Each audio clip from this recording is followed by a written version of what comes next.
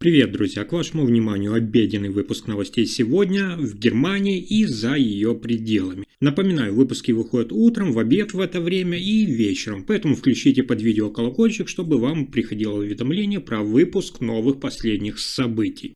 Сегодня в обзоре бывший канцлер Олаф Шольц неожиданно выступил с заявлением в поддержку своего преемника Фридриха Мерца. Политики, которые раньше конкурировали, теперь говорят о единстве. Что стоит за этим редким союзом? Личное решение или попытка стабилизировать политическую систему? А параллельно Берлин готовит новую реформу социальных выплат и сменятся правила поддержки для переселенцев из Украины. Это решение вызывает оживленные дискуссии от гуманитарных организаций до экономистов. В Соединенных Штатах Америки тем временем только что завершился самый долгий бюджетный спор последних лет. Государственные учреждения стояли без финансирования больше месяца, и все из-за конфликта между партиями. Теперь Вашингтон ищет выход, чтобы избежать повторения. А в самой Германии снова обсуждают жилье. Власти обещают остановить рост арендных цен и усилить контроль за рынком. Впереди масштабные инвестиции Google в немецкую цифровую инфраструктуру и предупреждение Бундесбанка о росте долговой нагрузки. Про все эти последние новости часа я расскажу буквально за несколько минут.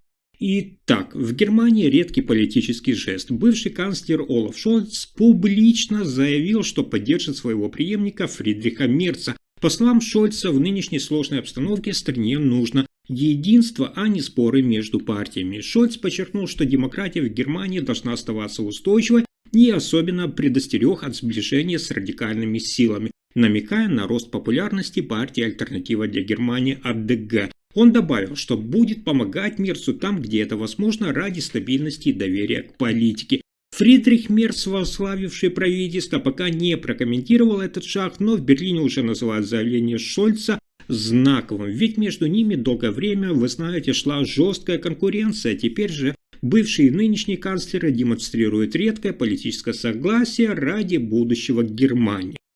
Следующая новость одна из самых важных для Германии.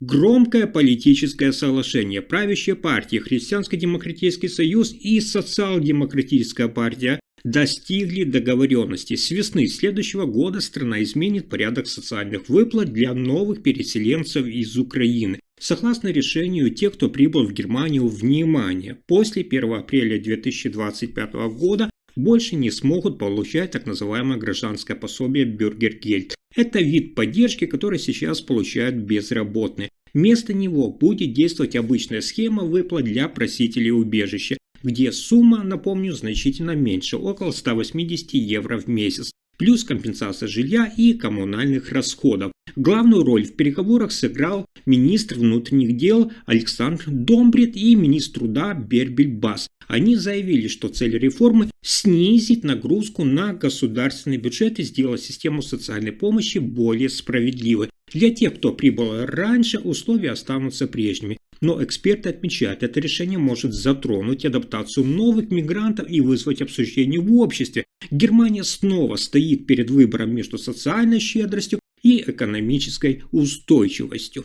Следующая новость связана с обсуждением больших проблем в Соединенных Штатах Америки. В США произошел один из самых масштабных бюджетных споров последних лет. Почти 1,5 месяца работа федерального правительства была частично приостановлена. Министерства не функционировали в полном объеме, а сотрудники временно не получали свои выплаты. Это называют словом «шатдаун», когда политики не могут между собой договориться о бюджете и государство буквально останавливается. Все началось с конфликта между республиканцами во главе с Дональдом Трампом и демократами в Сенате. Спор был не просто о деньгах, а о том, как решать миграционный вопрос и стоит ли выделять миллиарды на укрепление южной границы. Трамп настаивал безопасность прежде всего. Оппозиция отвечала, это слишком дорого и не решает проблему. Страна смотрела на политиков, а правительство стояло. Только через 41 день стороны нашли временное соглашение, то есть запустить работу заново, не решив спора до конца. Победителем в этой истории нет, и Трамп, и его противники потеряли очки, Америка вышла из кризиса, да, но ненадолго. Впереди новые бюджетные бои. Но на этом сюрпризы дня не заканчиваются. В Германии снова усиливается дискуссия о доступном жилье. Федеральный министр строительства и жилищной политики Верена Хубертс объявила масштабную кампанию против роста арендной платы, которую эксперты называют чрезмерным ростом арендных цен. Проблема стала особенно острой в крупных городах, где владельцы квартир часто берут с арендаторов чрезмерные суммы, иногда в 4-5 раз выше средней цены. Причина роста – два направления. Первое – это меблированные квартиры, где владельцы скрыто включают стоимость мебели в плату за жилье. И второе – это индексные арендные договора, когда аренда автоматически растет вместе с инфляцией, и это позволяет арендодателям постоянно повышать цены. Хубертс заявила, цитата, «Мы должны защитить людей и навести порядок на рынке аренды. Для этого планируются жесткие правила, которые позволят контролировать реальные цены и выделять плату за жилье отдельно от мебели. Также правительство хочет упростить и объединить программы по строительству нового жилья и реновации старого, чтобы увеличить предложение на рынке и снизить давление на арендаторов». Министр подчеркивает, пока новые квартиры не строят в достаточном количестве, регулирование арендной платы остается ключевым инструментом защиты граждан. Этот шаг направлен на то, чтобы миллионы арендаторов по всей Германии снова могли рассчитывать на справедливую стоимость жилья. И это только начало. В Германии стартует масштабная инвестиция американской компании Google.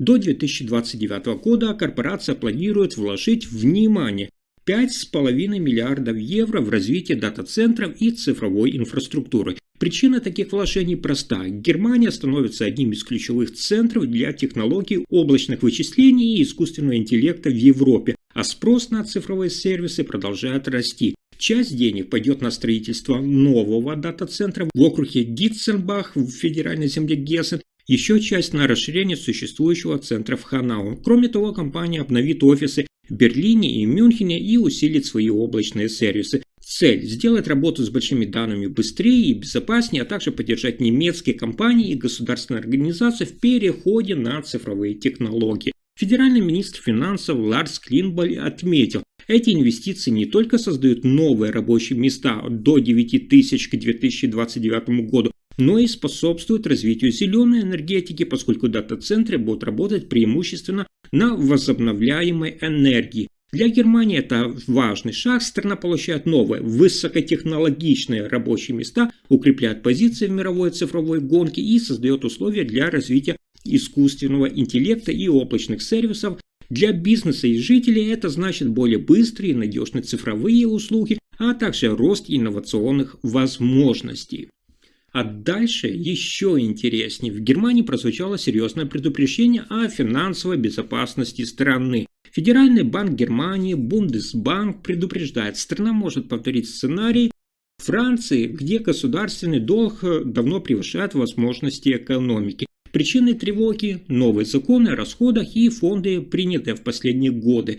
После изменений в Конституции Германия создала специальный фонд, напомню, на 500 миллиардов евро, позволяющий брать кредиты на оборону и инфраструктуру без обычных ограничений бюджета. Бундесбанк считает, если так продолжится, долги могут вырасти до 90% от валового внутреннего продукта ВВП к 2040 году, а позже даже превысить 100%, как сейчас во Франции. Если информация оказалась полезной, ставьте лайк, подписывайтесь на канал и делитесь видео. Спасибо за просмотр.